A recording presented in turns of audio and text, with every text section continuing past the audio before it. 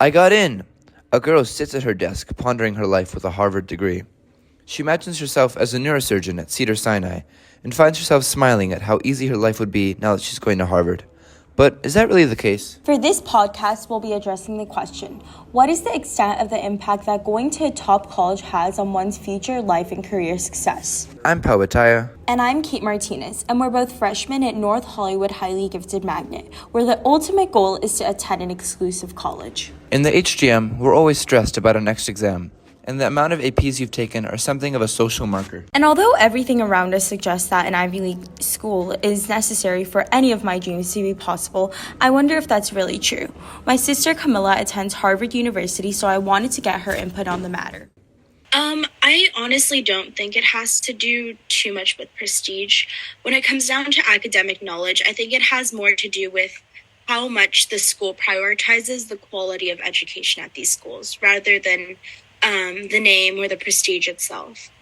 So I think the only reason why prestigious schools have a reputation for maybe being a little bit more focused on education and be able to offer the quality of education that they do is because they're well endowed, which allows them to access the greater library of resources and renowned faculty. And people come in with strong passions and interests.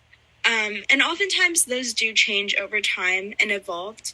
But I think the same passion that they have coming in is reflected in what they end up pursuing.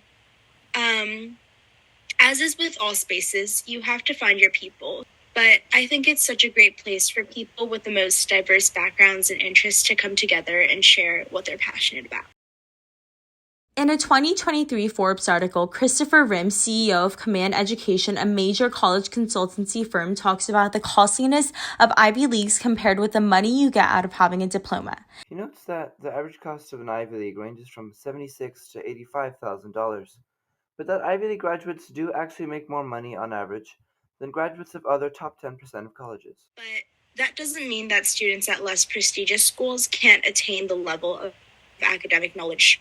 And I think it ultimately does depend on the student's dedication and motivation. On a blog created by Dr. Tim Jordan, we found similar responses to Camilla. It's not where you go to the college that matters. It's how you go to college.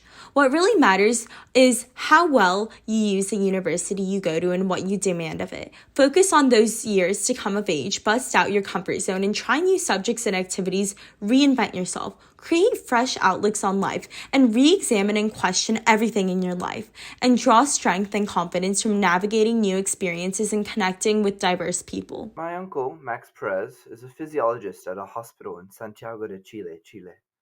He himself claims that the college he went to was certainly not the best college, but he claims that he doesn't think it affects his job selection process. I studied medicine over here, and I went to I would say like a middle tier college, where I did most of my studies. And I would say that I didn't feel much difference once I got out of university in comparison to the other, colleges. I never felt like I was in a disadvantage when it came to competing for a residency spot. In an article for The Atlantic, Michael Burnick and U.S. Bureau of Labor Statistics Regional Commissioner Richard Holden claimed that employers often focus on your ability to do the job you are applying to, and that the decision is often made on your abilities, not your college. Actually, no one really cared from where I came, as long as I worked well and was responsible and did my job. To many, getting into an Ivy League school or top college may seem as the one and only option for success, and this can be beneficial to many, even with our large costs and pressures.